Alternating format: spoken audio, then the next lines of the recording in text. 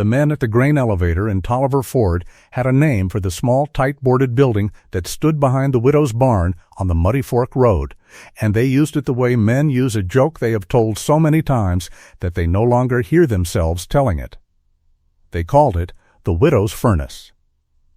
Every October, while the rest of Quillen County was hauling ear corn to the crib and thinking of nothing but weather and wagon springs, a thin white smoke came out of the little sheet iron chimney on that building and did not stop for 3 weeks, day or night, and the men who leaned against the elevator scales laughed about it every time the wind carried the smell of burning oak down the road.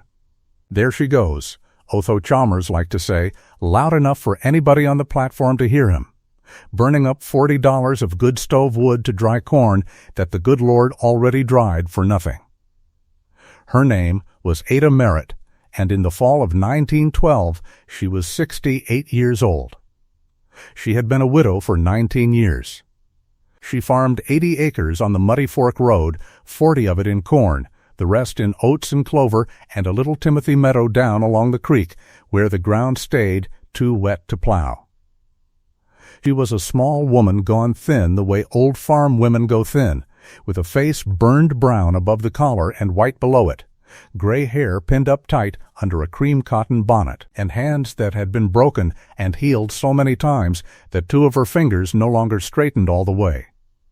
She wore the same brown calico work dress 6 days a week and a cream apron over it, and she went to town twice a month in a spring wagon behind a stout old mare, and in all the years since she buried her husband she had never once asked a man in that county for anything. The building they laughed at was 12 feet by 16, double-boarded, with the studding filled tight against the cold. Inside it there was nothing at all but racks. They ran from the floor to the rafters on both long walls and down the middle besides, tier over tier, narrow slats set a hand's width apart so that air could climb through them. And in the corner there stood a squat sheet iron stove with a tin thermometer nailed to the wall above it. That was the whole of it. No grain was ever stored in that building, and no tool was ever kept in it. It existed for one purpose, which was to take seed corn out of the field before the weather could get at it and dry it down slow and warm, and even until the life inside every kernel was locked up safe for the winter. Anybody who ever went inside that building in October remembered 2 things about it afterward. The first was the smell, which was not the smell of a crib and not the smell of a barn, but something sweeter and drier and cleaner than either, warm husk and warm wood, and a faint sharpness off the stove. The second was the sound.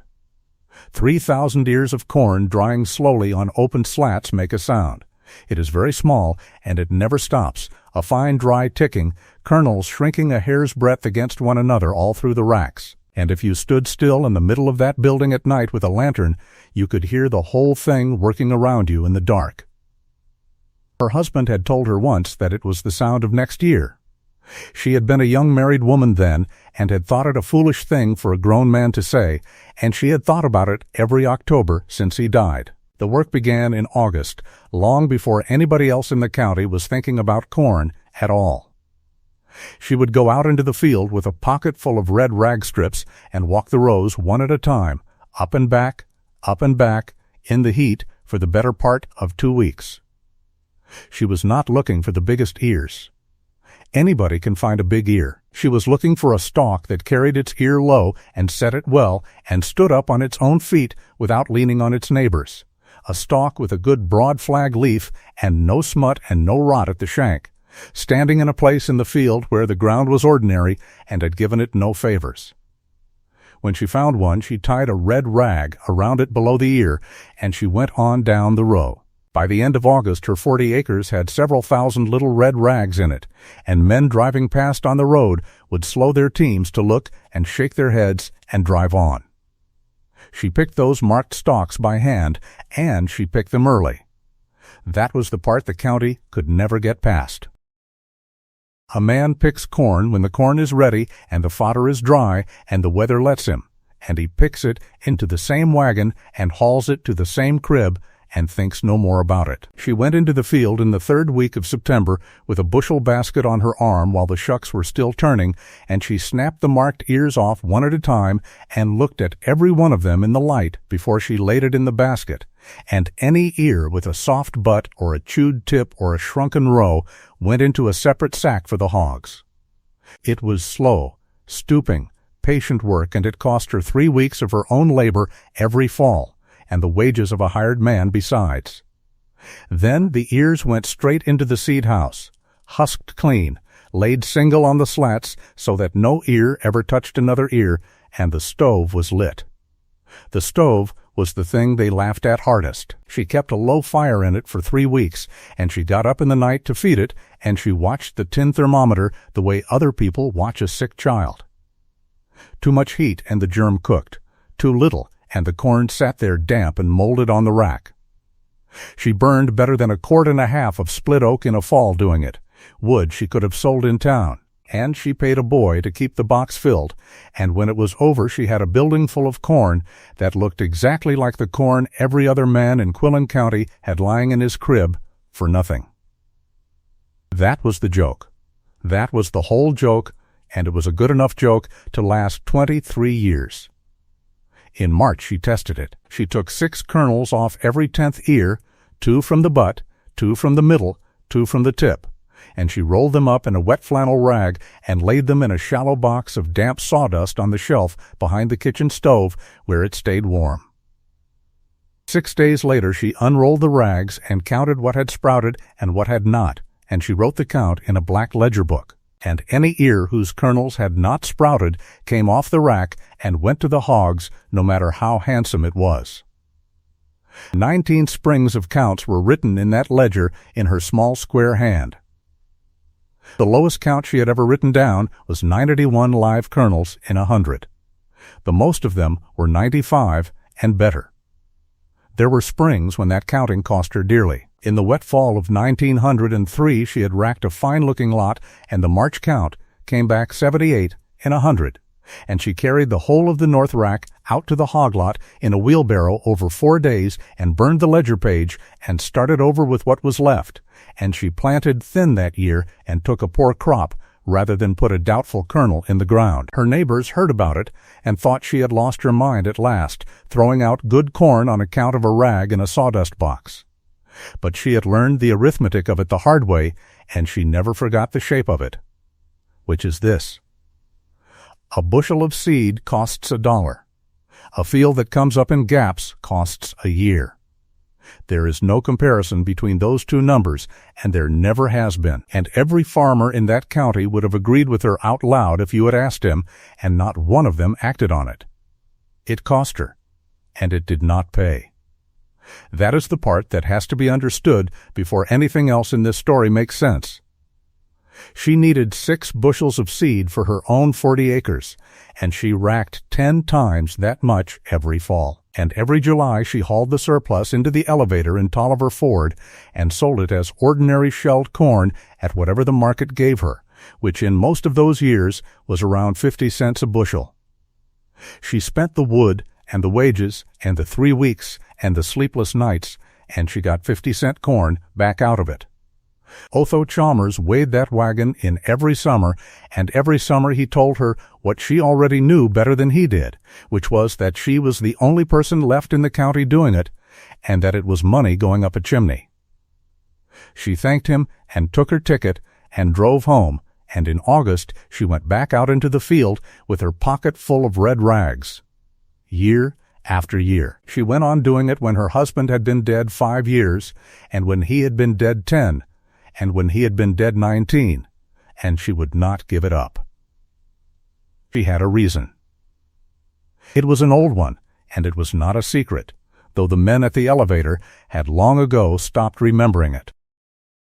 In the spring of 1889, her husband, Harlan Merritt, had bought his seed corn off the back of a stranger's wagon at the crossroads because it was offered cheap, and the man had a good way of talking, and that year their corn came up in gaps.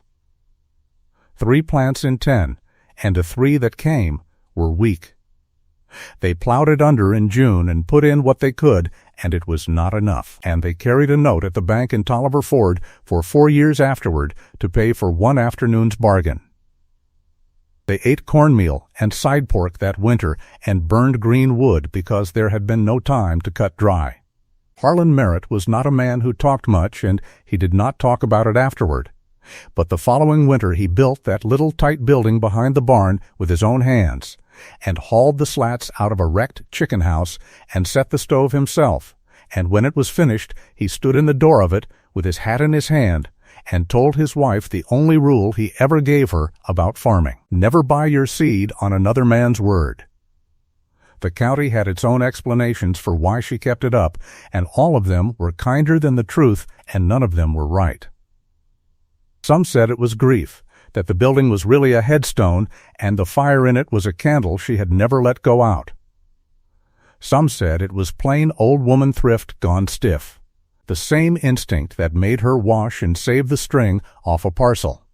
Some said it was pride, that she had been laughed at once too often to stop now. The women who knew her best said she was simply a person who did not leave a thing to luck if there was work that would take luck out of it, and that had been true of her since she was a girl. Nobody in Quillen County guessed the real answer, because the real answer was that she had already lived through the exact year that was coming, and she had never once believed it would not come again.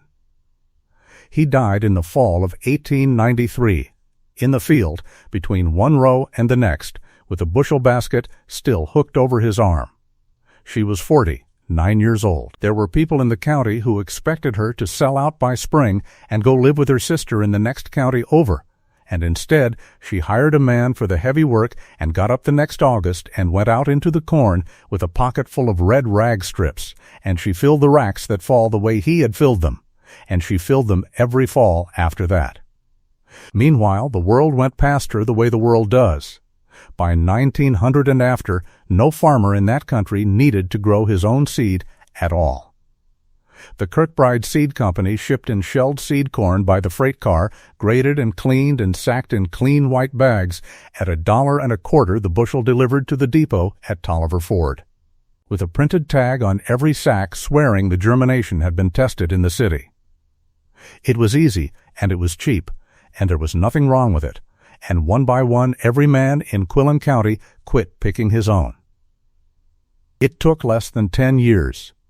By 1912, there was not another seed rack standing in that county, unless you counted a rotted one in a barn loft somewhere that nobody had torn out yet. Del Rankin held the agency for the Kirkbride Seed Company in Quillen County.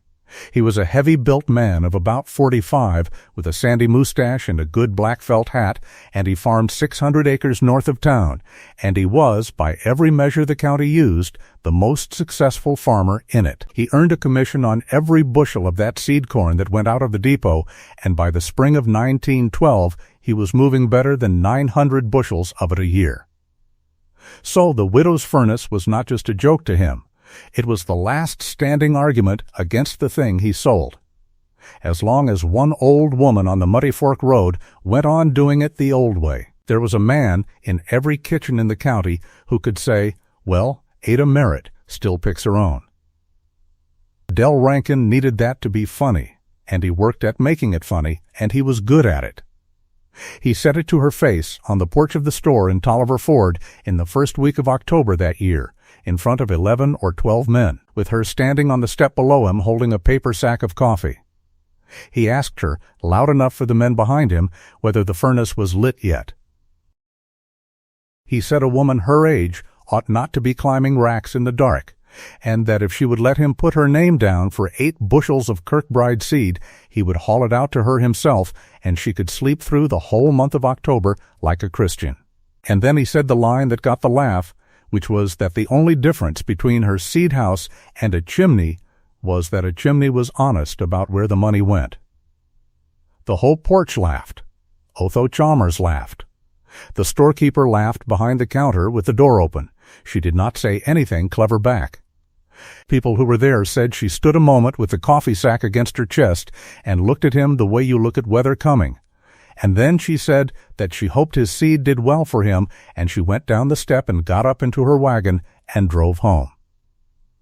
That night she lit the stove in the seed house and sat up with it until 2 in the morning, and the smoke went up out of the little sheet iron chimney the way it had gone up every October for 23 years, and anybody on the road could see it against the sky.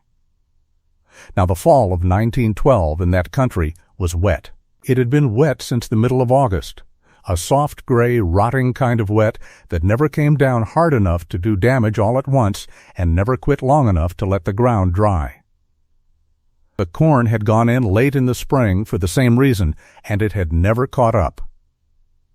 By the last week of September, the whole county was standing in corn that was still green in the shank, with the shucks tight and heavy and the kernels holding better than a third of their weight in water, and every man in Quillen County was looking at the sky and doing arithmetic and telling himself that 2 good weeks of October wind would bring it in.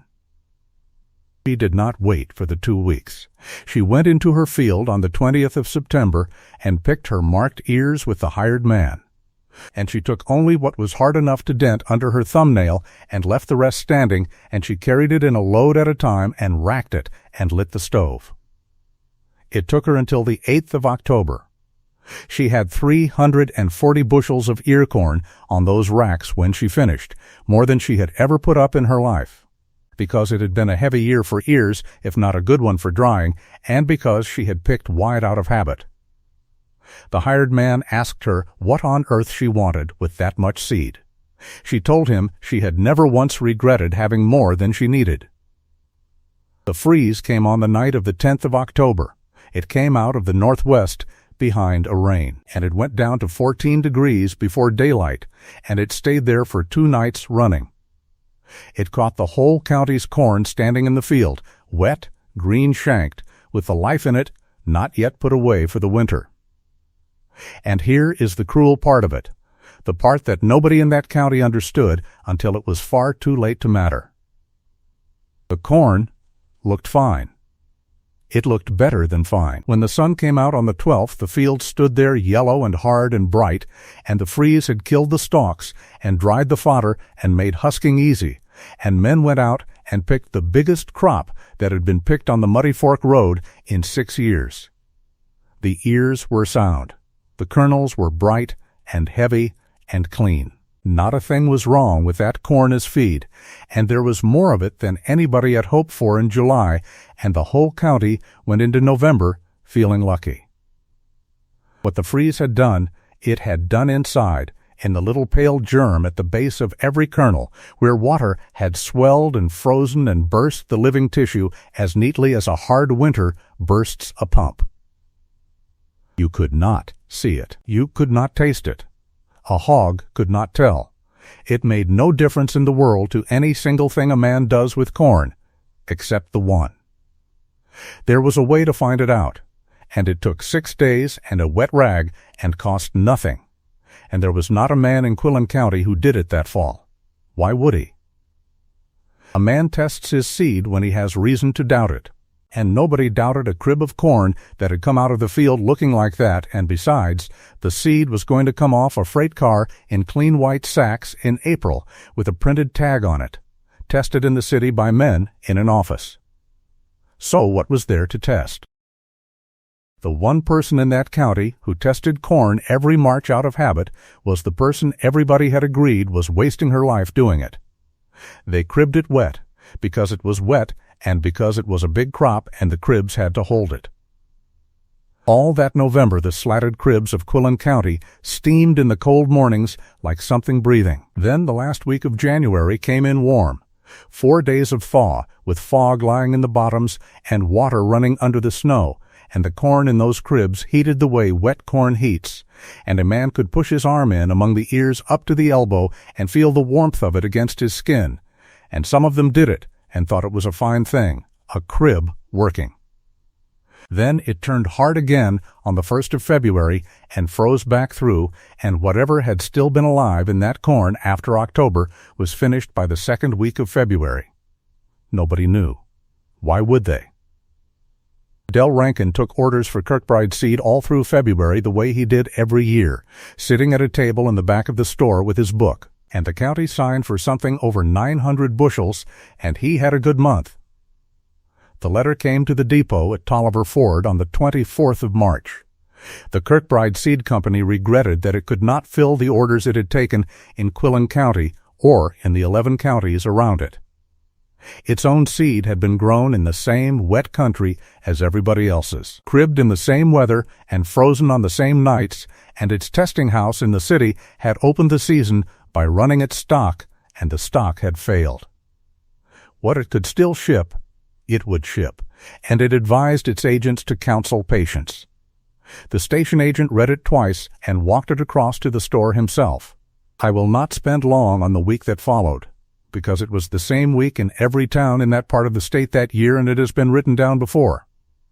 Men who had never in their lives worried about seed in March discovered that there was no seed to be had at any price within 200 miles, and that everybody who had any was in exactly the same fix they were, and that the ground would be ready in 5 weeks whether or not there was anything alive to put in it. Telegrams went south. The prices that came back were dreams.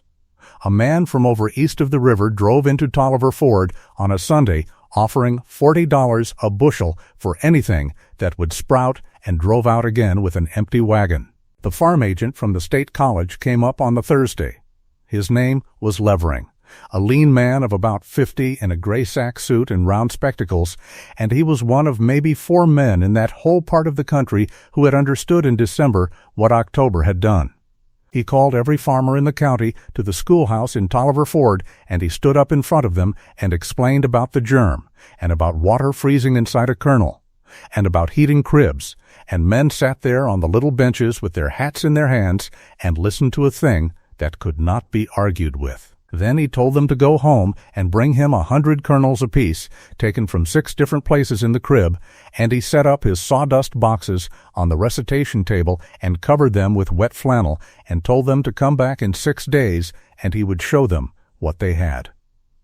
Somebody in the back asked whether anyone in the county had corn that had been put up any other way. There was a pause of the kind that happens when a room remembers something all at once. Then Otho Chalmers said, in a voice that was not laughing at all, that Ada Merritt, out on the Muddy Fork Road, had a building full of corn that never spent a night in a crib in its life. She brought her 100 kernels in on Friday morning in a paper envelope, and she brought her ledger book, too, because he asked for it.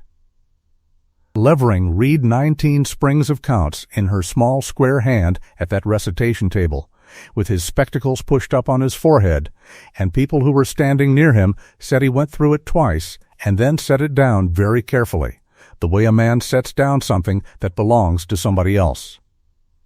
The counting was on the following Thursday.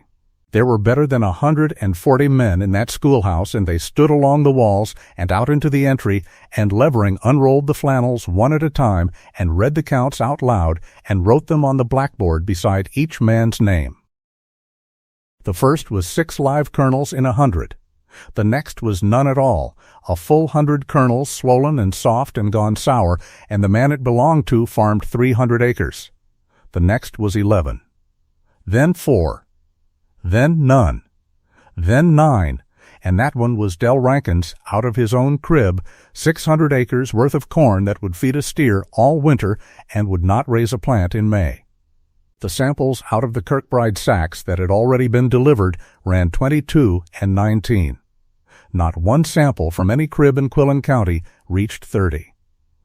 Man after man stood and watched his name go up on that board with a number beside it that meant he had no crop that year, and the room got so quiet that you could hear the stove. Levering unrolled the last flannel and counted it twice, and then he turned around and wrote 97 on the blackboard, and under it he wrote the name of the widow on the Muddy Fork Road.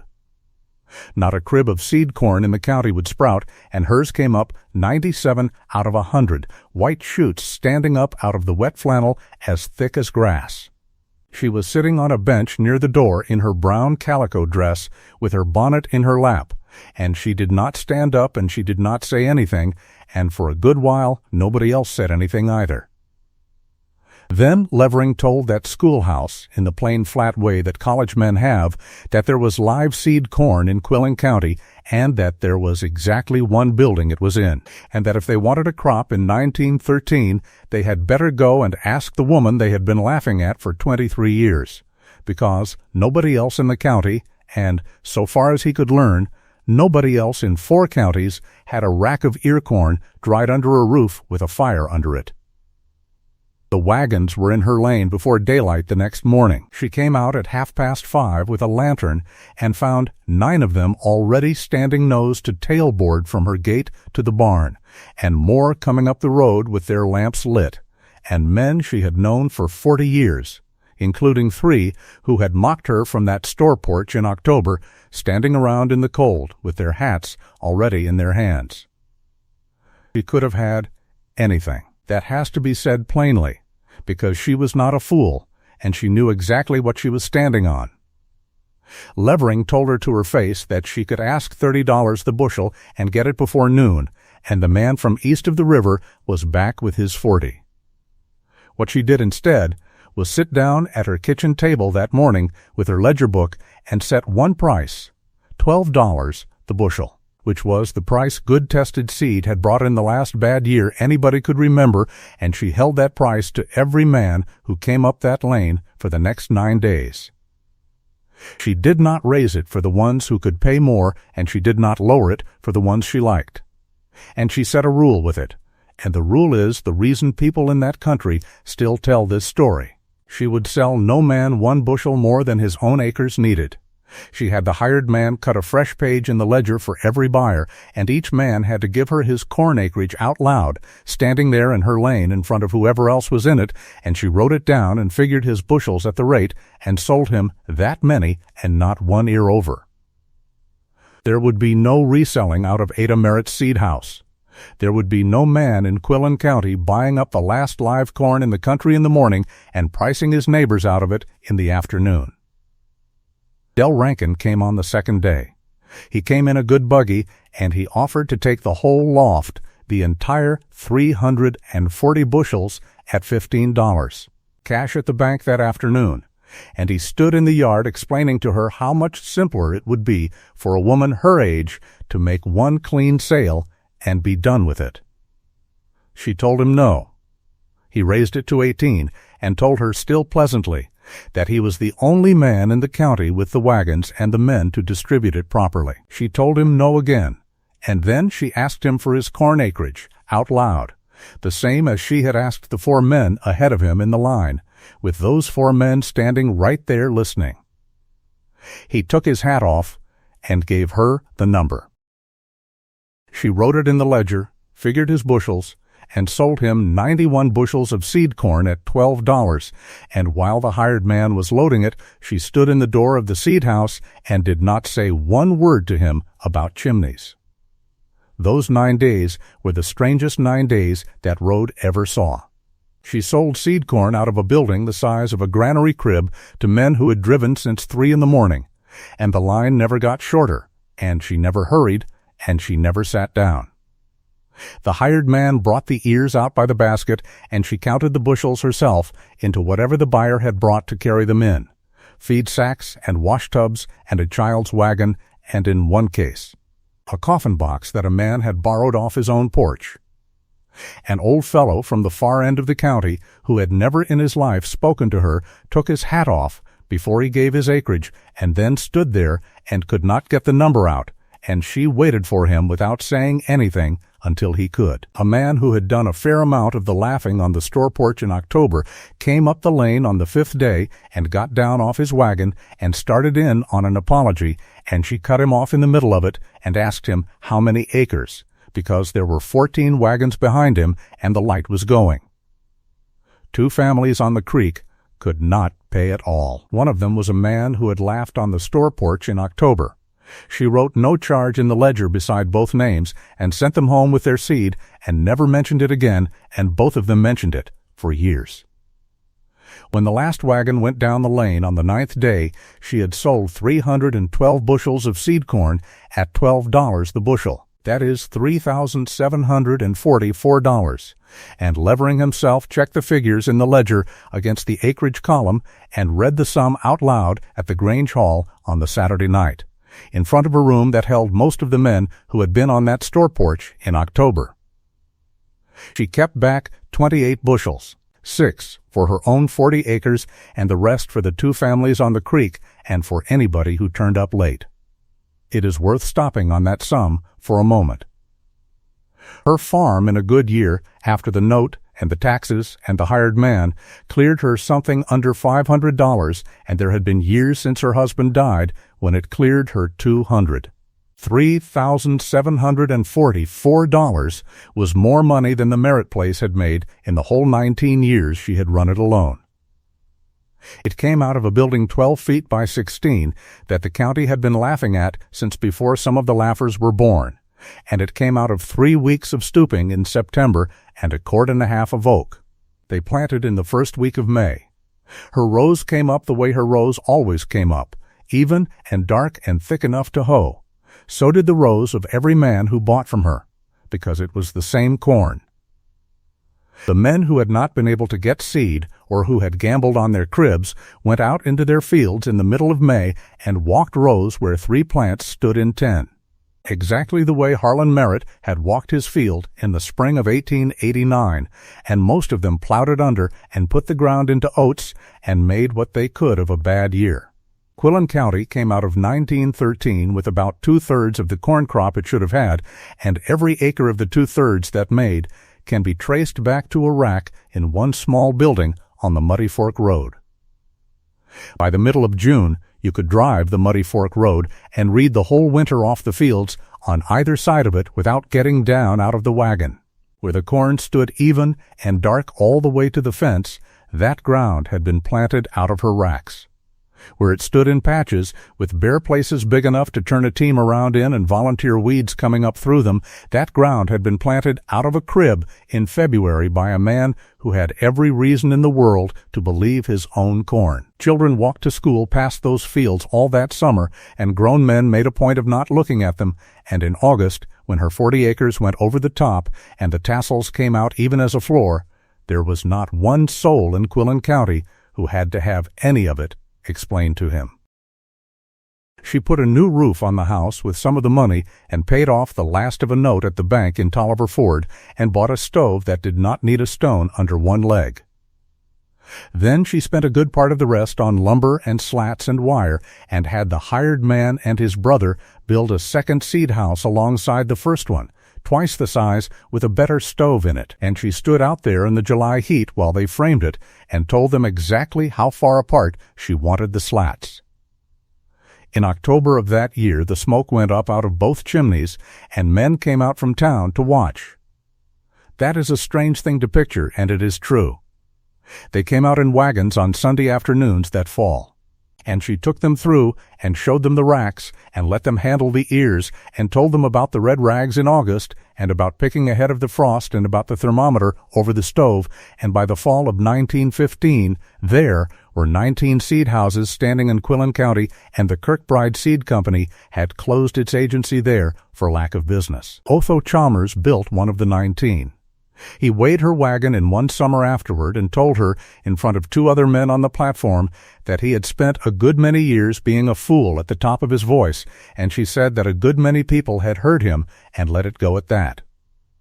Del Rankin never did apologize, and she never seemed to want him to. He farmed his 600 acres for another 11 years, and he picked his own seed every fall of them, ahead of the frost, off marked stalks, and dried it slow under a roof with a fire under it, because he had stood in a schoolhouse and watched a number go up on a blackboard beside his name.